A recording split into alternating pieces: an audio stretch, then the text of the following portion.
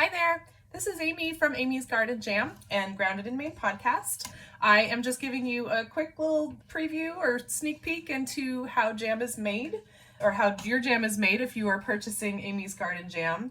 I'm working in my home kitchen making some jam today. My jams are made with Maine fruit because I can see the quality and because I eat those and I know that they're good.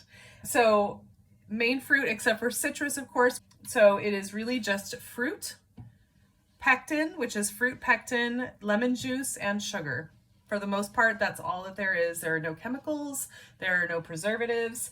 I'm just cooking this at a really high heat to make sure that there's nothing hanging out that will make it unsafe to sit on your shelf or in your fridge. I'm going to bring this to a boil and boil it for a couple minutes at a really high heat. I will probably end up with some jam splatters on my hands, which is super hot, but that's how you know that it's hot enough. And then I'm going to put this into hot jars and a hot water bath canner and boil it for a little bit longer. These recipes make 5, 6, 7 jars per batch. This is what small batch canning is, and I hope that you can appreciate that.